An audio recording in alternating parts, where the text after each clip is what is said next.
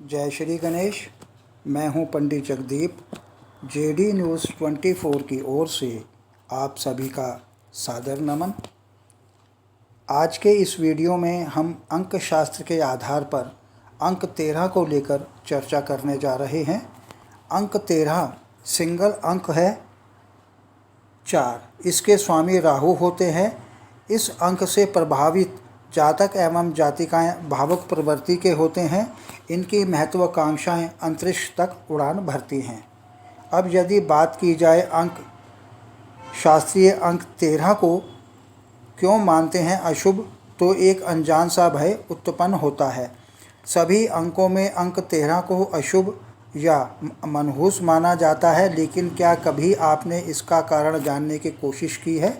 तो आइए जानें अंक 13 के रहस्य। पश्चिमी देशों में आपको अंक 13 का अच्छा खासा डर देखने को मिल सकता है। होटलों में 13 का कमरा नंबर नहीं होता। 12 नंबर के कमरे के बाद 14 नंबर का कमरा आता है।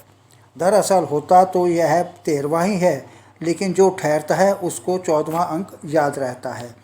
विदेशी पत्रिकाओं से प्राप्त जानकारी के अनुसार 13 अंक को इसलिए भी अशुभ माना जाता है क्योंकि एक बार यीशु मसीह के साथ एक ऐसे शख्स ने विश्वासघात किया जो उन्हीं के साथ रात्रि भोज कर रहा था। वह अंक 13 नंबर की कुर्सी पर बैठा हुआ था।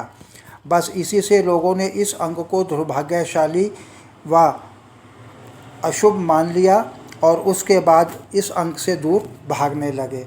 मनोवैज्ञानिक ने 13 के इस डर को ट्रिस्काइड डेटा फोबियो या 13 डिजिट फोबिया नाम दिया है। डर इस हद तक बढ़ गया है कि इसकी वजह से लोगों ने 13 का इस्तेमाल करना ही बंद कर दिया। 13 की संख्या सबसे पहले चीन में अशुभ मानी गई और फिर धीरे धीरे सारी दुनिया में 13 का आंकड़ा अपशकुन होता चला गया। इस अंक की अशुभता चीन से ही फैली है। पश्चिम में जहां 13 का आंकड़ा अपशकुन जरूर है, लेकिन उनको पता ही नहीं कि यह अपशकुन होता क्यों है।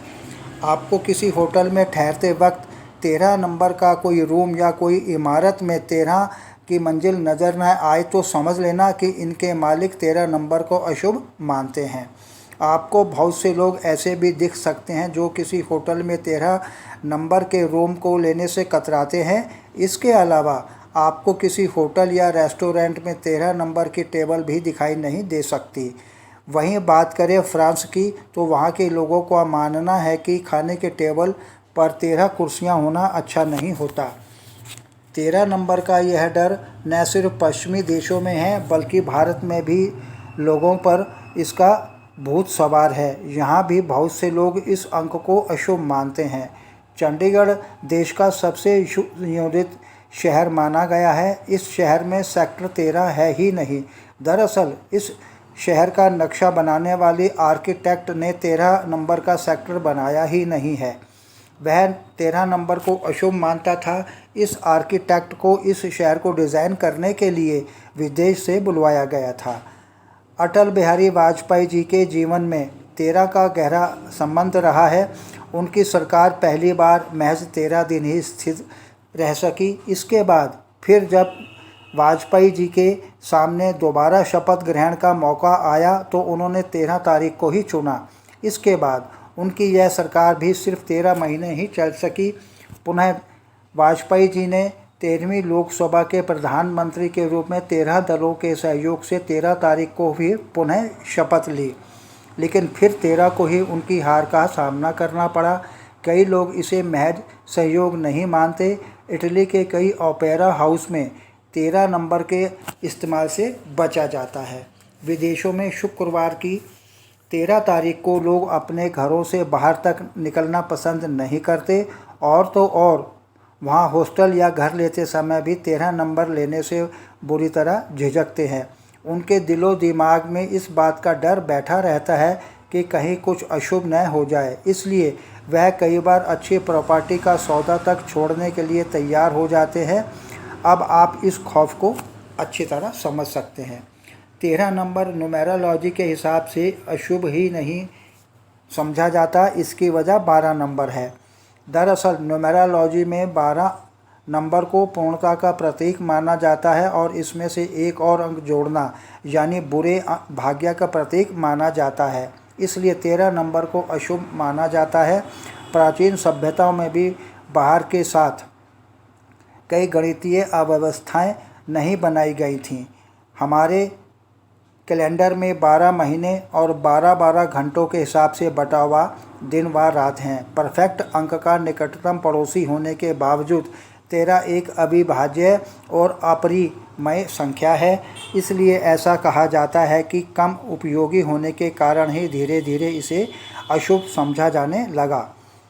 जैन धर्म में भी आचार विचार एवं व्यवहार की शिथिलता बढ़ने लगी तो आचार्य भिक्षु ने 13 साधु एवं 13 श्रावकों के साथ 13 पंथ की स्थापना की।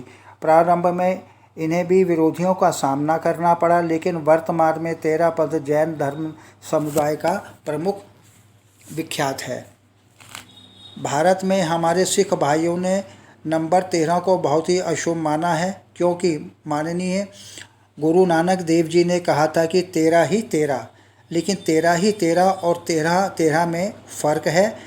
उन्होंने कुछ और कहा, आपने कुछ और समझ लिया। उनके कहने का तात्पर्य यह था कि सब कुछ 13 ही 13, हमारा कुछ भी नहीं, लेकिन इस बात को 13 से कोई संबंध नहीं है। शरीर के 9 छिद्र है, उन्हीं 9 छिद्रों में जीवन प्रवेश करता है और उन्हीं 9 छिद्रों से जीवन बाहर भी आता है। और 4 अंक हैं, सब मिलाकर हुए 13। 2 आँखें, 2 नाक के स्वर, मुंह, 2 कान, जननेंद्रिय, गुदा, तो हुए ये 9 छिद्र। और 4 हुए 2 हाथ और 2 पैर। ये 13 जीवन मृत्यु के भी साथी हैं और जीवन के भी साथी, और यही 13 तुम्हें जीवन में लाते हैं और यही तुम्हें जीवन से बाहर भी ले जाते हैं। आप 13 अंक से कुछ दृढ़ निश्चय एवं लक्ष्य रखकर खेलना शुरू करें। अंतिम क्षण तक संघर्ष करें, आपकी जीत सुनिश्चित है। इसलिए ज़्यादातर लोगों का मानना है कि यह तथ्य मिथ्या है और इसमें कोई दम नहीं। 13 अंक के अशुभ होने को लेकर कई लोगों का मानना है कि ये सिर्फ अंधविश्वास है, क्योंकि इसका कोई भी वैज्ञानिक प्रमाण नहीं है। आगे प्रभु इच्छा आगामी वीडियो नए प्रसंग के संग ऑनलाइन परामर्श उपलब्ध। आपकी समृद्धि की कामना सहित एक बार पुनः जय श्री गणेश। जय श्री गणेश। मैं हूँ पंडित जगदीप।